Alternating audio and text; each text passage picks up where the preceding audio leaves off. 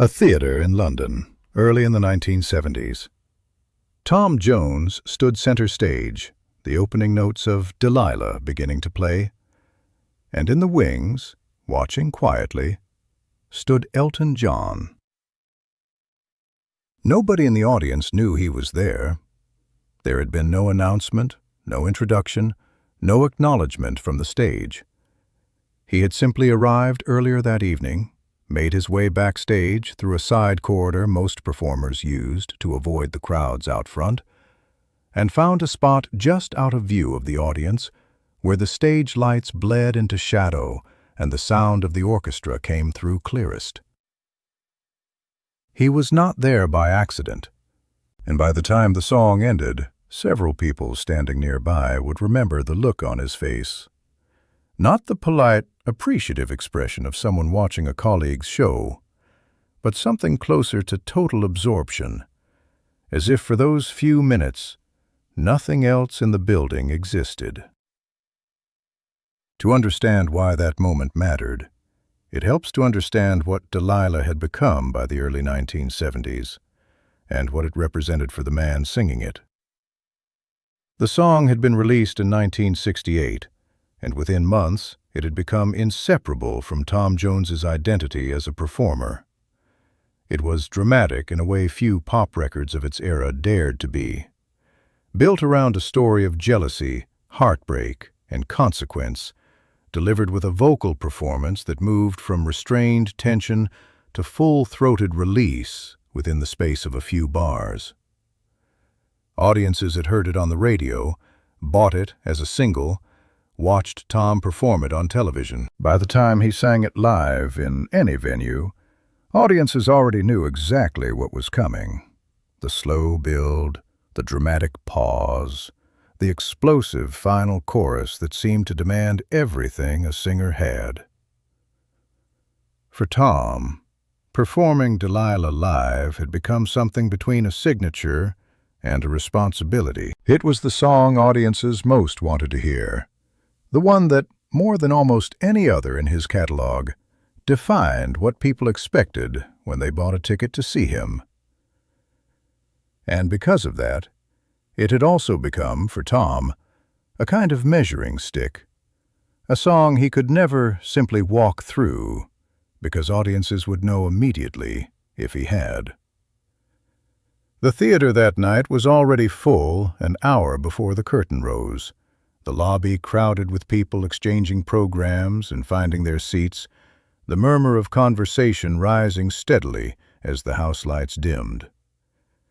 Many in the audience had seen Tom perform before, on television or in larger venues, but few had been this close enough to see the small details that never came through on a screen, the tension in his shoulders before the first note, the way he gathered himself in the half-second before the orchestra began. That particular evening in London carried its own weight. The theater was smaller and more intimate than the large arenas and Vegas showrooms Tom had grown used to performing in, a venue where the audience sat close, where every gesture and expression was visible, where there was nowhere to hide if a performance fell flat. It was the kind of room that rewarded precision and punished anything less. Tom had performed Delilah hundreds of times by this point in his career, but familiarity, for a song built around tension and release, could be its own kind of danger. The challenge was not remembering the words or the melody.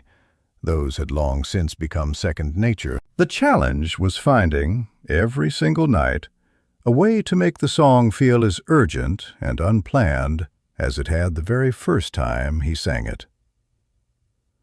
That evening, for reasons he could not fully explain afterward, the song felt different from the moment he opened his mouth.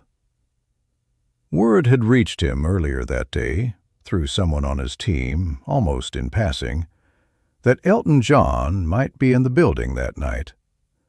Elton was, by the early 1970s, one of the fastest-rising names in British music, an artist whose own career was beginning to reach the kind of heights that filled stadiums and dominated charts. He and Tom were not strangers. Their paths had crossed before, in studios, on television sets, at industry gatherings where Britain's biggest musical names tended to circle the same small number of rooms. But a casual crossing of paths was different from Elton John quietly choosing to stand in the wings of a theater on a night when he had no reason to be there, simply to watch. Tom did not know, as he walked toward the stage that night, whether the information was even true. He had learned, over years in the business, not to put too much weight on rumors about who might or might not be in a building on any given evening.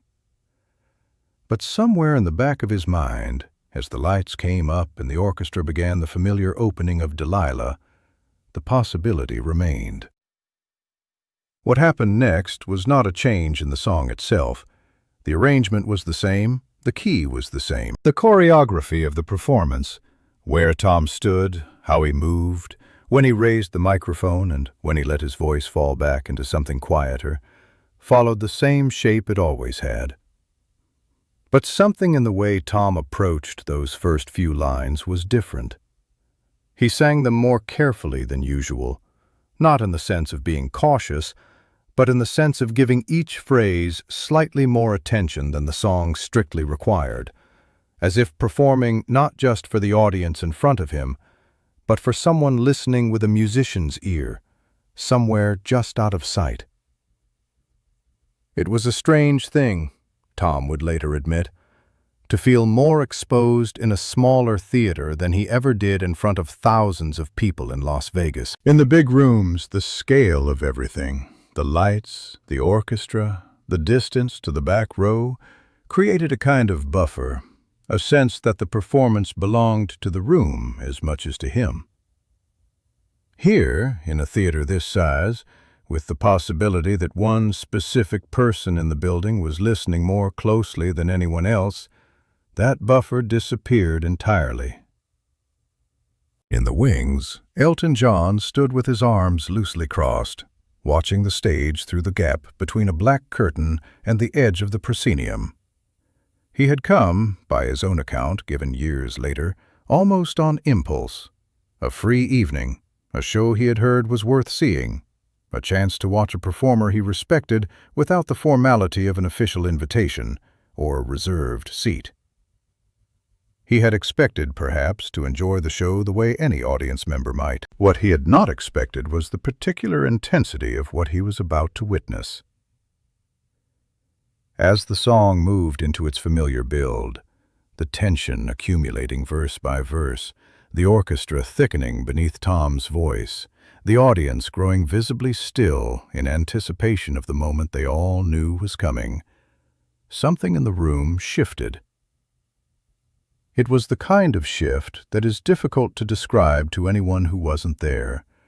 Not a change in volume or lighting, but a change in attention, as if every person in the building had almost simultaneously leaned forward without moving. Then came the moment the song had been building toward, the dramatic turn, the line that demanded everything, delivered not as a performance of emotion, but as something that seemed, for just a few seconds, indistinguishable from the real thing. Tom's voice rose into the kind of sound that recordings could capture but never fully reproduce. Raw, controlled, and uncontrolled at the same time, filling every corner of the theater. In the front rows, a few audience members later said they felt something almost physical in that moment, a kind of pressure in the room, as though the air itself had tightened. Some closed their eyes. Others sat completely motionless, afraid that any movement might somehow break whatever was happening on stage. It was the kind of reaction that no lighting cue or stage direction could produce on its own.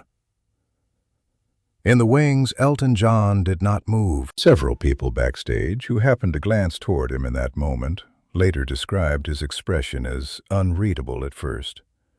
Not blank, but completely still, the kind of stillness that comes from someone listening so intently that they have, for a moment, forgotten where they are. When the final note landed and the orchestra cut to silence, the audience erupted. The kind of ovation that seemed to arrive before people had consciously decided to applaud, simply because their bodies were already moving.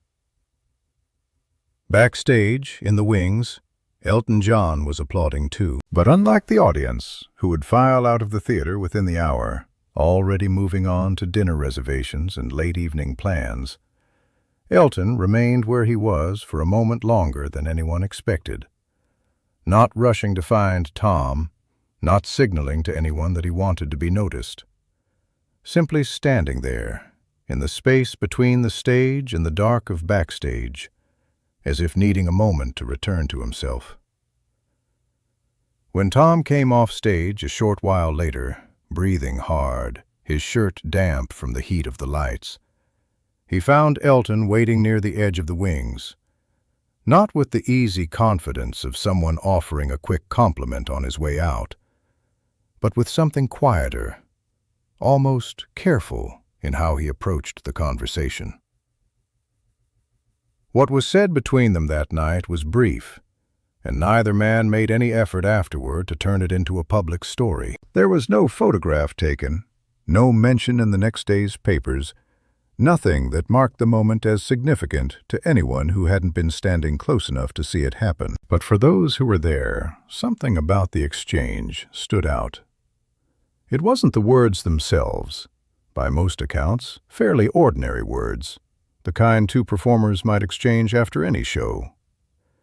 It was the way Elton said them, not as a fellow artist offering professional courtesy, but as someone who had just watched something that had genuinely moved him, and who, for a moment, didn't seem entirely sure how to put that into words that wouldn't sound like simple flattery. For Tom, the moment landed with a particular kind of weight. He had spent that performance, as he spent most performances of Delilah, pushing himself towards something he couldn't always reach, chasing the feeling of the song's very first performances, when the material still felt new and the stakes still felt uncertain.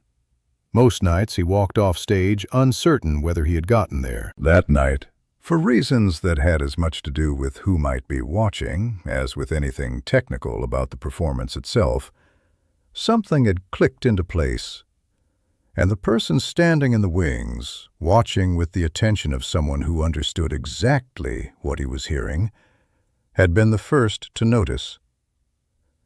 In the years that followed, Elton John would speak, on occasion, about moments early in his career when he had gone, quietly and without fanfare, to watch performers he admired, learning, in those evenings, less about technique than about presence, about what it meant to fully inhabit a song in front of an audience.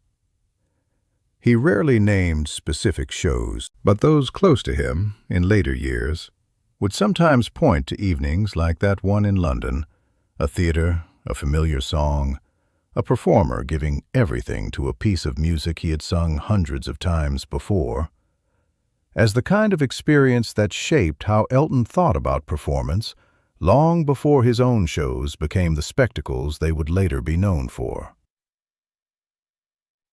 For Tom, the memory of that night settled quietly into the long list of performances he had given of Delilah, one night among hundreds, in many ways indistinguishable from the rest in terms of set list, arrangement, or audience reaction. But it remained, for him, one of the nights he remembered most clearly, not because of anything visible from the audience, but because of who had been standing, unannounced, in the dark just beyond the edge of the stage, listening the way only another musician could. It was never a story either man told often, but for the people who happened to be backstage that night, it remained one of those quiet, unrepeatable moments. Two of Britain's most recognizable performers, standing a few feet apart in the dark, having said almost nothing, and having understood almost everything. Years later, when asked about the performers who had influenced him early on, Elton John would sometimes describe nights like that one without naming them directly. Evenings spent watching from the shadows, learning not from interviews or records, but from the simple, unrepeatable experience of being in the room. And for Tom, the lesson of that night was just as lasting, that the audience he most needed to reach was never only the one in front of him, but anyone, anywhere in the building, who happened to be listening closely enough to hear the difference.